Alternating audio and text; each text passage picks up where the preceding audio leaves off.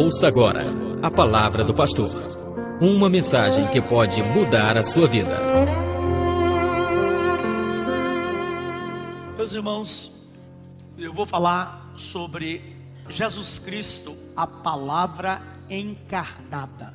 A diferença da Bíblia para outro livro é que você lê na companhia do seu autor.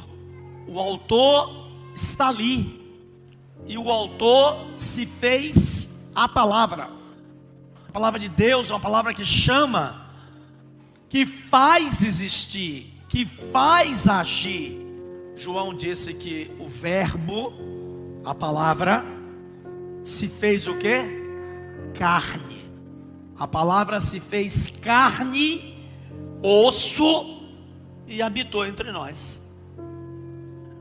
Em João capítulo 1, versículo 14, e o verbo se fez carne e habitou entre nós, cheio de graça e de verdade, e vimos a sua glória, glória como do unigênito do Pai. Olha que maravilha.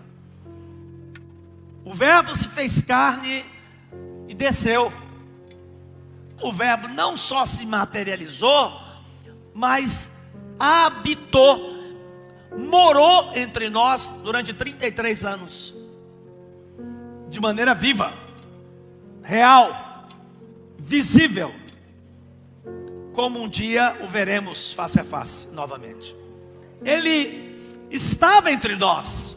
Jesus Cristo é a palavra encarnada, a palavra viva, o Logos vivo, o Logos que se materializou. Não adianta você expressar amor e dizer alguma coisa quando você não materializa em gestos, em atitudes concretas. O amor de Deus se materializou, tomou forma humana, desceu das mais altas alturas, esvaziou-se, se fez homem, e achado na forma de homem, se fez servo, e um servo obediente, até a morte e morte de cruz, pelo que Deus o exaltou soberanamente, e Ele deu um nome que está acima de todo nome, para que diante desse nome, dobre-se todos os joelhos no céu e na terra. O verbo se fez carne. Qual é o significado da manjedoura? Seria apenas uma criança a nascer? Seria o início da jornada de um Marte revolucionário ou um guru pacifista? Sabemos muito bem, meus irmãos, que o nascimento de Jesus em Belém possui significado tal que extrapola até mesmo a razão humana, a nossa razão.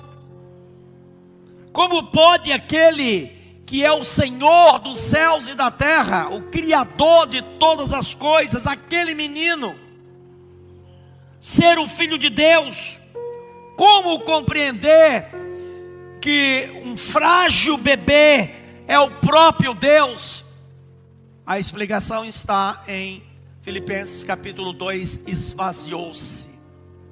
Não teve por usurpação ser igual a Deus, anulou-se, tomou forma humana. Ele que era Senhor, se fez servo. Ele que era o Criador, se fez criatura. Ele que era Deus, anulou-se e habitou entre nós. Por isso o seu nome, dado e orientado pelo anjo, arcanjo, a José e Maria, foi: coloque o nome dele Jesus, este é o Cristo. A doutrina da encarnação nos apresenta como podemos aprender pela fé: o verbo se fez carne. Não se pode medir a grandeza e a importância dessa doutrina. É na encarnação, meus irmãos, que o divino encontra o humano. Cristo, o Verbo encarnado, é, portanto, o fato central de toda a história do mundo.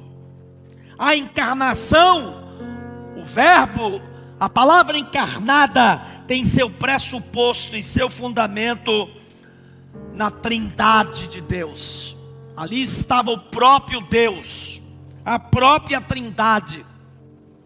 A Trindade torna possível a existência de um mediador que participa tanto da natureza divina quanto da natureza humana, e assim une Deus e a humanidade. Jesus é Deus conosco, não é Deus longe, é Deus entre nós.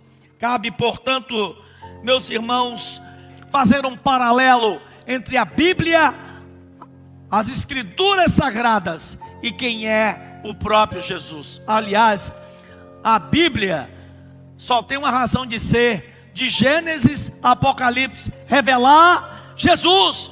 E Jesus é o maior protagonista, o maior personagem de toda a Bíblia, de Gênesis a Apocalipse. Não existiria a Bíblia se não existisse Jesus, tanto no Velho como no Novo. No Velho, no sentido de que ele viria, e no Novo, no sentido de que ele voltaria e voltará. A encarnação revela o plano de Deus. Em João 1,14, o texto que eu li, aprendemos que o Verbo encarnou e habitou entre seres humanos. Jesus saiu de um ser humano, só não usou o espermatozoide de José, porque esse era descendente de Adão, e Deus não podia, de maneira nenhuma, vir como descendente do primeiro Adão, pois a raça estava toda contaminada. A Bíblia diz que pelo pecado, pelo homem veio o pecado, e esse infelizmente infectou toda a humanidade. E Deus ali opera o milagre. Por isso que o anjo disse a Maria: não importa, eu sei que você não conhece homem, nunca teve relação sexual, nem terá, até que seja fecundado. Pois bem, você será fecundada por obra e graça pelo Espírito Santo de Deus. Ela teve filhos, ela teve relações sexuais com José e teve vários filhos depois. É isso que diz a Bíblia. E o fato dela ter filhos e filhas depois não a torna menos digna, porque a conceição e a gravidez é uma das coisas mais extraordinárias que Deus deu ao ser humano. A conceição dada por Deus à mulher, e o privilégio do homem de ser o fecundador é algo extraordinariamente divino. Diz o texto: habitou entre os seres humanos cheio de graça e de verdade. A Bíblia diz que ele habitou entre nós cheio de misericórdia, e na sua boca só tinha verdade. Eu sou o caminho e eu sou o quê? A verdade. Cheio de graça, misericórdia pura. Eu não vim para julgar os homens, eu vim para salvá-lo. Eu não vim para ser servido, eu vim para servir e dar minha vida pela humanidade. Ainda que rebelde, a humanidade permanece sendo alvo do amor de Deus, do Criador. Por essa razão, a Trindade decidiu, antes mesmo da criação do mundo, que o Filho seria dado a morrer como manifestação suprema da graça divina. A vinda de Cristo foi planejada antes da fundação do mundo. É evidente, portanto, que a maravilhosa graça redentora de Deus não seria manifestada através de falsidades. Desta forma, tudo que o Filho revelou sobre o Pai é verdadeiro, cheio de graça e verdade. Jesus Cristo é o clímax da revelação de Deus. É a expressão exata do seu ser. Isso significa que, ao conhecer a Cristo, conhecemos a Deus como Ele é. Quem vê a mim, vê o Pai. Eu e o Pai somos um. Cristo é a palavra revelada, enquanto as Escrituras são a palavra escrita. A palavra revelada, viva, é Cristo. E a palavra revelada, escrita, é aquilo que você tem em suas mãos. O Cristo divino que revela de forma perfeita ao Pai, não pode ser conhecido em outro lugar, senão as Escrituras. Não há outra maneira de alguém conhecer a revelação de Deus, senão pelas Sagradas Escrituras. Examinai as Escrituras, porque elas de mim testificam. Errais se vocês não conhecem e não examinam as Escrituras, porque aí vocês também passam a desconhecer o quê? O poder de Deus. O Cristo divino se revela através de maneira própria pelas Sagradas Escrituras. Ao testemunhar que o Cristo encarnou, manifestando graça e verdade, João deixa claro que não se pode conhecer a palavra encarnada sem o conhecimento e veracidade da palavra escrita.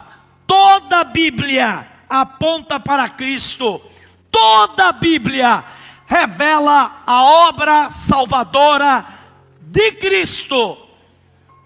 Ninguém pode ser salvo pelas boas obras. Ninguém pode ser salvo ou justificado pelas obras da lei. Só Jesus Cristo salva. Só Jesus Cristo tem poder para justificar os seus pecados, meu irmão.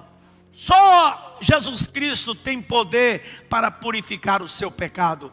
Só Jesus Cristo tem o poder para lhe conceder salvação e libertação. Por último, a encarnação revela, meus irmãos, o caráter de Deus.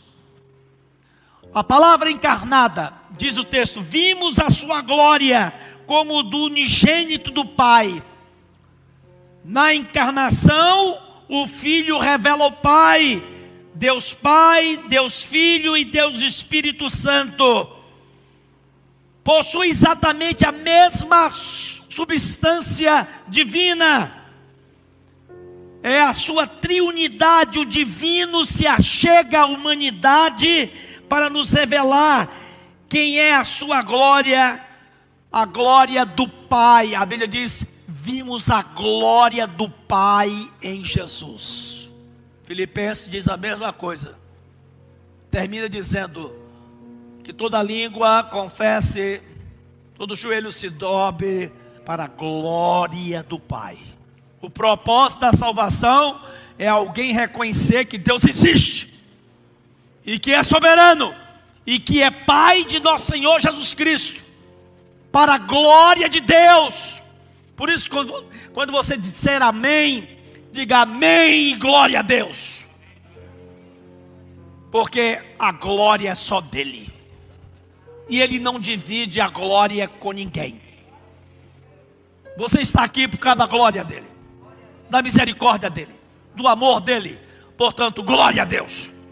Eu estou aqui nesse púlpito não porque sou digno e perfeito, pelo contrário, por causa da misericórdia de Deus, da graça de Deus. Portanto, glória a Deus. Quando alguém se converte, você deve, acima de tudo, glorificar a Deus. Glória a Deus.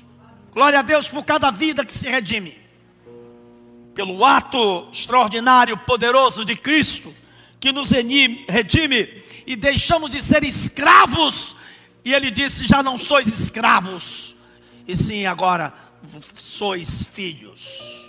Tudo aquilo que antes era conhecido de forma incompleta, pelas promessas, é manifestado pelo Cristo, irmãos. Deus é grandioso, e o glorioso ainda mais, quando se cumpre tudo aquilo que Ele prometeu. Um filho se nos deu, esse menino nascerá em Belém, esse menino será traído, ele será traspassado na cruz, seus ossos não serão quebrados, seu corpo não verá corrupção, seu corpo não será deteriorado ainda que morra. Cumpre-se tudo em Cristo. A palavra de Deus encarnada hoje está em nossas mãos. Que facilidade você tem, mas no passado não foi assim. Alguns tinham a Bíblia enorme, outros, bem antes, nem a Bíblia tinham, e eram proibidos de ter acesso. Antes disso, alguns pagaram com as suas próprias vidas, alguns foram queimados, outros enforcados, outros perseguidos pela igreja, outros escondidos, como o caso de Lutero, que ficou escondido durante 1 ano e meio, e a igreja querendo saber aonde ele se encontrava, e ele traduzindo a Bíblia toda para o alemão. E assim, os tradutores da Bíblia pagaram um preço altíssimo por crer nesse livro. Hoje você tem com facilidade aí. A palavra encarnada veio como? Cheio de graça, de misericórdia e de verdade. Essa é a palavra encarnada. Vamos celebrar a palavra encarnada. Jesus é a palavra encarnada, cheio de graça e verdade. Que Deus te abençoe. Amém, Senhor.